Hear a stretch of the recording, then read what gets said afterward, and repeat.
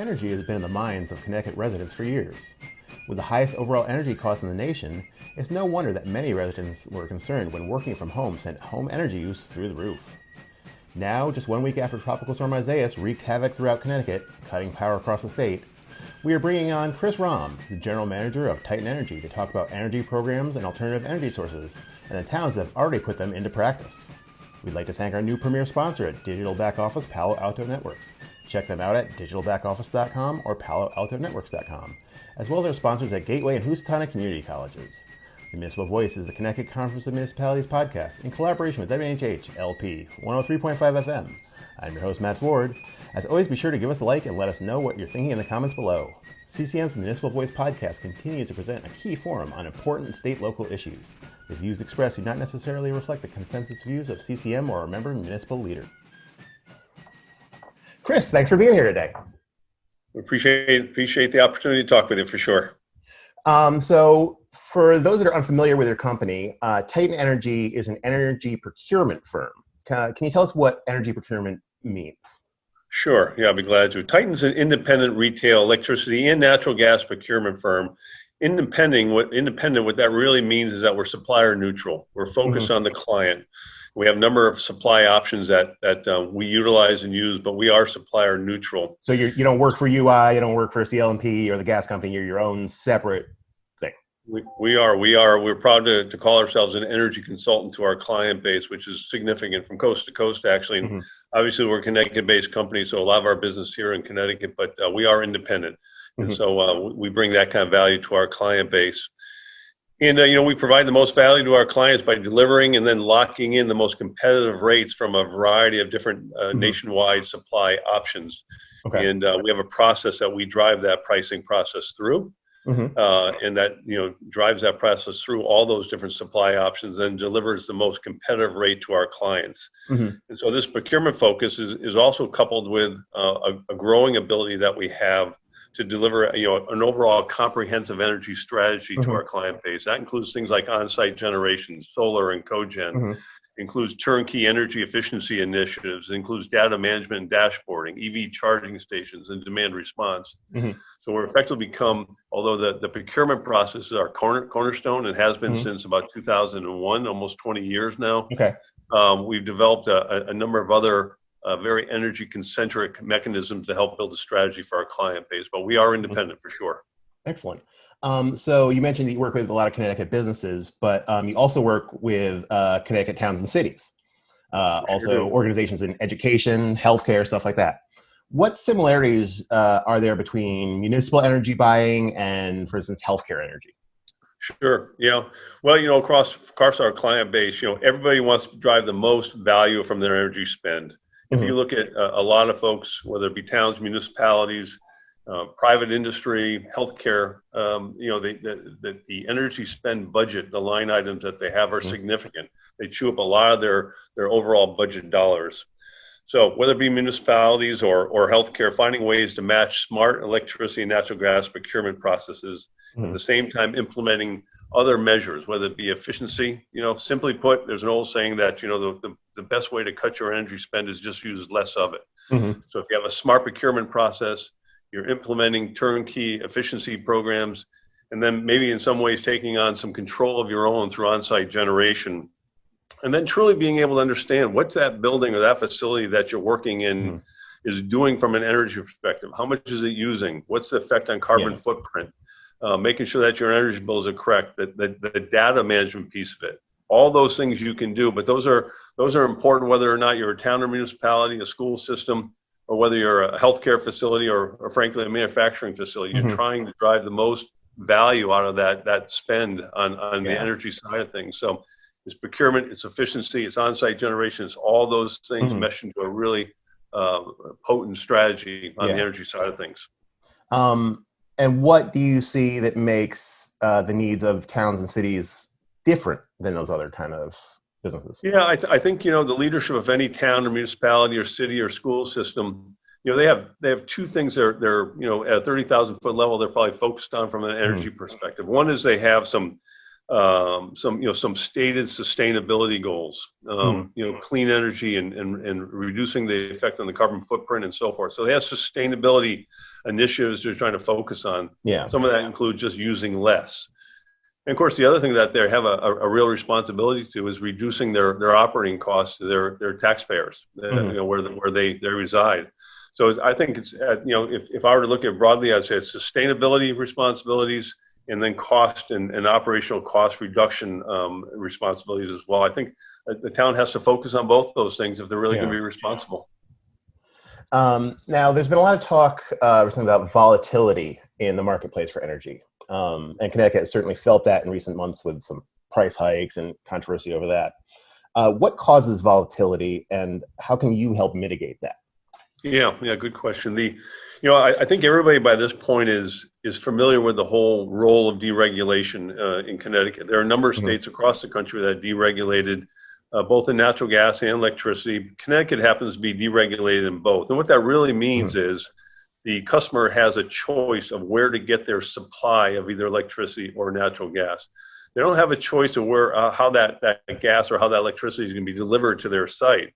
But they do have a choice to either use the supply option created by either Eversource or UI on the electricity side, or they can turn to a third-party supplier, which is where a company like Titan comes in, because what Titan does is, again, through our what we think is a very robust and time-tested process, we get to drive the third-party supply base through this process to offer up an alternative of the electricity or natural gas to a customer versus going straight to the utility or straight to the utility. And so the utility, understanding that the utility then is real. The real thrust of the utility is the delivery side of the commodity. Although obviously they can deliver the commodity as well, but the commodity is able to be bought through a third-party mechanism through a company like Titan. The electricity supply rates are established and communicated every 6 months by both Connecticut utilities, both Eversource and UI. And a key ingredient that goes into this pricing is natural gas, because a good portion of the electricity produced in the Northeast in general, in Connecticut as well, is produced by natural gas-fired plants. So as goes natural gas, so goes electricity pricing. So the fluctuations in natural gas can be significant. We've seen a high of $4.70 per MMBTU, which is a measurement stick. Now sitting here in August of $1.85 an MMBTU. So therefore, there's a lot of utility in that natural gas, and again, as natural gas goes, so goes electricity. You can mitigate a lot of this volatility by following a process where you're utilizing the services of a company like Titan through CCM and lock in that rate through almost effectively a bidding process, a pricing process where we're driving the town's usage through a third-party supply options, not based on the utility where they're establishing that pricing every 6 months, but instead, we're driving that process through a number of different suppliers. And those suppliers have a lot of different strategies themselves that aren't dependent on every 6-month pricing. And so generally those third-party suppliers are big national firms that have, again, robust strategies themselves that can come in and aren't pricing on a 6-month basis, but have the ability to lock in fixed and variable term contracts for their clients that we then deliver. So those fixed rates can exist anywhere from, say, 6 months all the way to 5 years, depending on where the market's at and how the market is looking, and depending on the client's preference or ability to enter into certain term contracts. Some clients, by their internal rules, can only go 12 months. Some can go much further than that. In a market like right now, where we see that the electricity pricing is fairly low, we have many of our clients that are pushing out as far as they can possibly push out because they want to avoid that volatility in the future. The mitigation of volatility is really an important thing for towns and municipalities and in many cases nonprofits that we work with as well, because the budget stability is a really, really important thing. So if you can match a very good competitive market price, which we're watching all the time based on, again, on natural gas pricing, electric future markets, then you can take a lot of that volatility out of play by watching that market and then going into a longer term contract to protect yourself against the volatility of the future. Whereas if you're riding with the utility rates every 6 months, you know they're going to change, and they do. And so volatility is a hard thing for towns, municipalities, nonprofits, and frankly, any customer. So we're constantly looking and watching the market every single day. And so when we start to see opportunities where the market is in a really good place, the future market, we're constantly reaching out to our client base and suggesting that if they have the capability to enact into a longer term contract and mitigate that volatility, it's really a good thing to do. To lock it in. You mentioned before the deregulation. That implies, I guess, that at some point this all was regulated. When did that sort of deregulation stuff happen?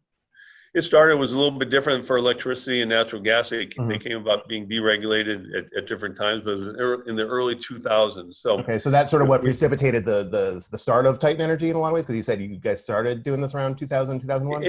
It did. That's a great question. It really what started to happen is that deregulation was coming about.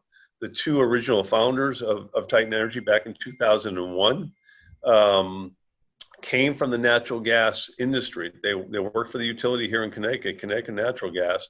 They had an abundance of energy experience, market knowledge, and skill sets, saw an opportunity with the advent of deregulation and started up Titan Energy way back in 2001. So, we often say that we're one of the largest and oldest energy consultants in the state of Connecticut. And that's why we started right at the beginning of deregulation. The company we started way back then. Exactly right. Yep. Good question. Excellent. So saving money on energy costs can be a huge weight off a municipality's budget. You help municipalities find the lowest rates, as we said in the lead. But also, as we've noted before, Connecticut's energy costs are very high as compared to other states. Why are they so high, and how do you find lower rates? Yeah, well, as I mentioned before, one of the things that really drives electricity pricing in the Northeast is natural gas. Unlike other parts of the country where maybe the production of electricity is done by other mechanisms, in Connecticut or in the Northeast, about half of all electricity produced is by natural gas fired plants. And so, again, as goes natural gas, so goes electricity pricing. And natural gas, in a way, is constricted about how much you can actually bring into the Northeast based on the infrastructure, the pipelines from where that natural gas is coming from. So the infrastructure itself is somewhat limiting about the natural gas that can come into the state. So as cold weather comes and as hot weather comes, both of which natural gas serves, both in heating and air conditioning, and as the demand spikes up for both those things, natural gas pricing gets very, very expensive. And so that electricity that's being produced is very, very expensive. So, how do you fix that? Well, you fix that partly by expanding the infrastructure, bringing in more pipelines and whatnot. And I think what we've seen over the years is that's a really long-term, slow, painful process. It's exceptionally expensive to build new infrastructure, as we all know. And also just from the permitting and the licensing and the regulation and the building and the construction of new pipe to bring more gas in is a very long-term process. So the best bet, for a client, given the fact that, that the advent of new infrastructure, new gas pipelines to increase the amount of flow coming through is probably a ways off, probably a long ways off, frankly. Then the best way to do it is to have a smart procurement strategy set up. And CCM has a great process to do that, of which we're proud to be part of. And so procuring your electricity and procuring your natural gas in smart ways where you're keeping an eye on where the market is, you're relying on the skill sets and the knowledge base of a consultant like Titan, looking for low parts of the market where you can push your contracts out and then enter into fixed rates. So what your price is going to be for the term of the contract is a very smart process to follow, is where we can play. Again, the supply base that we work with, which are, again, large, confident, existing supply options, have a national footprint. And so they're developing their strategies based on long-term planning, not every 6-month, increments of price changes. And so they're able to offer long-term pricing. Again, long-term for us is somewhere between 6 months and 5 years. but they're able to offer long-term pricing strategies based on the fact that that's what they're doing every single day. At the same time, the thought process of again using less through efficiency mechanisms and implementing efficiency strategies. The idea of taking some of the if you want to call it responsibility of maybe self-generating on-site generation through solar or cogen, again, through the use of either PPAs, purchase power agreements, where the town does not have the responsibility of actually buying the solar arrays or the cogen facility.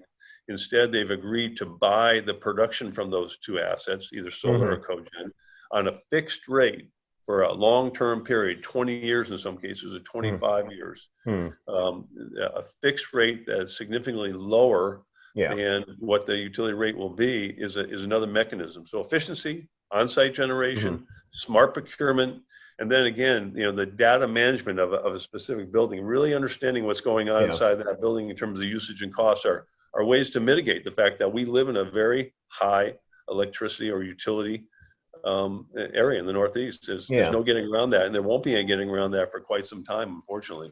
Yeah. You mentioned, some of the longer term things that you work on up to even 25 years. And I know that last year you brokered a 25-year power purchase agreement with the town of Killingly. And it averaged out to a savings of like nearly 45,000 or 450,000, right? A year. 450,000 a year. Yeah, like over 11 million over the lifespan of that 25 years. Can you talk us through what the process was in this particular case? Kind of give us an idea of like one case study. So yeah, let me. It's a great example. The town of Killing is a great example that you bring up. And first of all, Killing is an active CCM Energy Program member. Killingly. Program. So it was really kind of a good teamwork between CCM and the town, and obviously Titan plays a role in that as CCM's energy consultant. But just as backdrop, the town of Killing uses about 4.2 million kilowatt hours between all their town buildings that they have. Pretty significant load for a town, frankly. It's a pretty good size, 4.2 million kilowatt hours a year. So starting in 2019, Titan started to work with the town officials on two separate strategies that were really linked, though, in the end. One is on-site generation. What could we do from an on-site generation there? And we started looking at solar. And Titan identified 6 sites within the town of Killing-owned properties that could produce about 3.6 million kilowatt hours a year, or about 85% of the total usage for the whole town. So again, the town uses about 4.2 million through a solar project, that would take up to 3.6 million of that. That left still left a portion uncovered. And so what we did is we worked with Killingly and our supply base to do two things. Number one, put in place a short-term contract as we were building the solar array to cover the entire amount needed through traditional supplier mechanisms. And then to modify that agreement so when the solar array kicked in, that the usage was going to go way down, and we worked with our supply base so they understood that the usage was going to go down, and we entered into agreement to cover the remaining usage as well. The beauty of the purchase power agreement, or the PPA, again, is that there are no upfront dollars associated with it or ownership responsibilities associated with the town. So the town was able to implement very long-term fixed pricing, 25 years on the PPA with no escalation factor at all, a fixed rate over the life of the PPA agreement at a rate much lower than what you could potentially get off the wires and poles. And obviously, 100% green energy covering 85% of their usage. And so that they were able to put in that solar array over those buildings, 85% of the town's requirements, a fixed low rate for 25 years. At the same time, marrying that up with the additional requirements that solar array was not going to cover for the town, with a good third-party supply contract that we were able to negotiate with our supply partners. You are listening to the Municipal Voice on WNHH 103.5 FM, sponsored by Digital Back Office and Palo Alto Technologies. Looking ahead a little bit, on your website you talk about helping towns with sustainability goals. And interestingly, according to the Norwich Bulletin, after the 25 years are up, the solar panels will be removed as they're likely to have to replace the roofs of these actual buildings. What can we expect in 25 years in terms of solar panels? They seem to be getting better every year. So when the lifespan of these are up, what do you think is the next step after this? Well, I think first of all, towns can expect to get some savings right away from when they put the solar panels on. And you're right, technology is ever evolving. It's true in almost any kind of technology, whether it be computers or TVs or anything else. Technology is evolving all the time. What solar panels will look like in 25 years, I think is anybody's guess. We don't have a view on that right now, to be perfectly honest. But we do know, that putting solar panels on a roof or on the ground mounts right now will, in fact, translate to savings for the town of 100% green and renewable energy. I think the most important aspect when a town is thinking about installing a solar array or entering into the solar program is, in fact, the condition of the roof, the size of the roof, any available land that's not going to be used for future development by a town or municipality, and how much of that land is usable for solar development that can then feed clean renewable energy, or how much roof space is available on town's building. I don't think anybody right now has a view that in 25 years solar panels will be I'm sure they'll be made more efficient. I'm sure they'll be made even smaller. Yeah. That is a long ways away from now. And the key is the town can enter into a long-term contract with clean renewable energy at a fixed low rate as we speak. So I think that's the most important thing, to be honest with you. I don't think anybody has a real view at this point what solar panels are going to look like in 25 years. I wish we did, right? We got to be hopeful. I mean, I guess one of the questions is, like, as someone that works in this field, do you see a point in Connecticut's future where municipalities could be operating on 100% renewable? Well, I think every town is moving towards that direction where they want to be 100% renewable, and they can do that through a variety of mechanisms. They can do that through solar, and when a company like Titan is out procuring the remainder of the energy they need, they can get that through specifying other solar arrays that have been built in other places to buy that solar power, or wind, or in some cases hydro. So I think there's several mechanisms, including the on-site generation piece with solar, and then through the remaining procurement process. Again, Killing is a great example. 85% of all the requirements are going to be delivered through solar. The remaining 15% certainly can be made up through other renewable sources, and Titan can help there as well, for sure. That's great. One thing that I think we've all seen popping up throughout Connecticut are charging stations for electric vehicles. And Titan offers electric vehicle charging stations. How long do you see it being before electric vehicles are kind of the main dominant force on the road? I think there are a couple of things that drive the internal combustion engine, right? And obviously gasoline or diesel fuel is one of those. Right now we're kind of in a fortunate position. Gasoline and diesel are a little bit cheaper than what we've seen in the past, where I think we bumped $3.50 a gallon, $4 a gallon. I remember hitting $4 once. I filled up yesterday. It was a little over $2 a gallon. But I don't think anybody expects that really to last. And in the long term, I think we all expect gasoline prices will in fact go up again. So as long as the gasoline remains expensive, and the repair process of internal combustion engines is expensive on a routine maintenance basis or not routine maintenance basis, there is definitely going to be a drive towards electric cars, for sure. Do we get there in the near term where 100% are electric cars? Again, probably not, to be perfectly honest. But the fact of the matter is, it's a growing trend, and I think people, for two different reasons. I think one is they're tired of volatility and gas pricing. They know that maintaining a reciprocating engine powered car is an expensive way to go, and I think people do have a conscience about moving towards a cleaner way to drive, and electric vehicles are those for sure. Which is one of the reasons why about a year and a half ago we decided to start offering electric vehicle charging stations as part of our, again, energy concentric offering that we do. Yeah. So when you're talking about the plan saving over the course of the deal or whatever, with some of these, is converting part of the fleet of municipalities to electric vehicles? Is that part of the savings that you're looking at? I think it is. There's a couple of different things that the larger towns and municipalities are transferring over through either electric vehicles, or they're also transferring over to natural gas powered vehicles, which again, are cleaner to operate, not as clean as electric vehicles, obviously, but more and more towns, municipalities, as well as the private sector, are switching over to a different way to drive their vehicles. Again, whether it be electrically charged or on the natural gas powered Yeah, side. I think CT Fast Track and some of the state mass transit systems are looking at going with like electric buses and stuff now too. I think that's exactly right. And so it's a cleaner way to go. And obviously that starts to put, not pressure, but it starts to put some needs into the infrastructure to be able to handle electric vehicles. Electric vehicle charging is certainly a way to do that. And and you start to see those popping up more and more, whether it be in garages where in the cities where you're parking, or even the local grocery stores and whatnot. You'll see sections of the grocery store parking lot that are made for people pulling in. We have a project going on in the town of Windham right now where we're working closely with them where we're building a new community center. That community center is going to have EV charging stations as part of that. So that's part of the planning process now for new municipal public buildings is EV charging efficiencies. That's starting at the beginning with a lot of these projects now.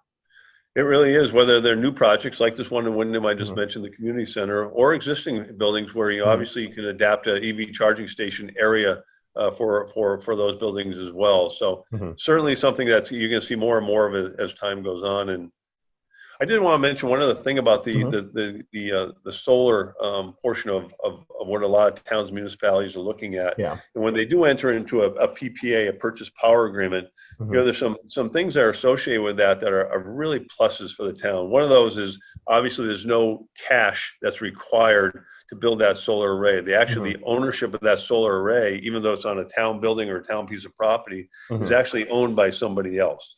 That's one of the beauties of it. There's not a big upfront cost for this to the town. There's no upfront cost because they're ultimately they don't own the array. They're effectively letting you use the rooftop or use their property to put that array there with the stated objective is they're going to sign that purchase power agreement so they can buy all that electricity that's being produced on the site. But the other thing that a town doesn't have to worry about other than the cash piece of it, and not having to worry about the cash piece, the capital cost of building that infrastructure, is obviously the maintenance associated with that infrastructure, which, even though it's a solar array, there are things that has to be checked on a routine basis and have to be fixed on occasion if they happen to break or wear out. And so they don't worry at all about the maintenance associated with those arrays. That's up to the PPA holder, us. And then the third thing that they don't have to worry about is the actual monitoring. Is it really working or not? There's constantly in the background monitoring and the production rates that are going on off those arrays that we're constantly watching. So the town can focus on what the town is supposed to be doing, bringing services and whatnot to the residents of that town. At the same time, they're getting clean, renewable, cheap, fixed energy that somebody else is constantly doing the watching of, the maintenance of, for a very long period of time on a fixed basis. There's really three key components of why would somebody institute solar. One, it's a low cost, renewable, fixed, and without any of the requirements that generally big capital projects bring in. We handle all that. So there's really a low risk and a lot of potential gains. Yeah, there's very low risk. For sure. And obviously the town and the municipality can always own the array if they wanted to, but the PPA, the purchase power agreement, brings a very good option to a town that's trying to conserve their capital dollars, at the same time want to shift to a green focus with cheaper electricity and on a long-term fixed basis at a significantly lower cost than the traditional methods of delivering that electricity. So it's really a win-win-win. Yeah. Do you work with any towns that do own their own arrays? Is that part of what you do, or you only do the PPA style? No, we'll do either way, frankly, whether a town's preference is. And if a town does want to own their own array because of funding they may or dollars they have allocated to that, where they want to own the array themselves and not be contracted into a PPA for a long-term basis, we will certainly do all the same kind of upfront analysis, proposal working, engineering work associated with that for the town. And a lot of that same upfront work is the same whether the town's going to own that array or whether they're going to enter into a PPA with someone like us. So either way, there's ways to help them out with those projects. Absolutely. Yeah, absolutely. Great. Correct.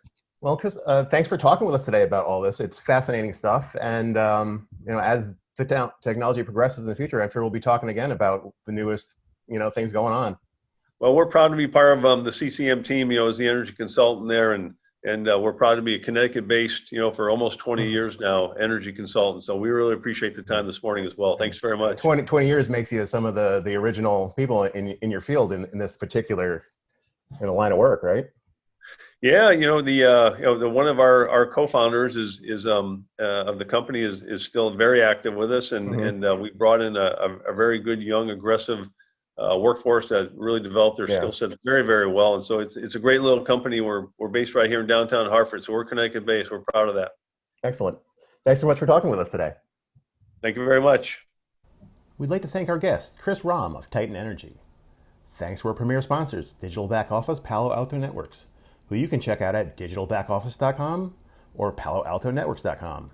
And our sponsors, Gateway Community College and Housatonic Community College. Learn more at gatewayct.edu and housatonic.edu. The Municipal Voice is a co-production by CCM and WNHH 103.5 FM. Kevin Loney is our executive producer, Christopher Gilson is our producer, Harry Draws is on the boards, and I'm Matt Ford, your host.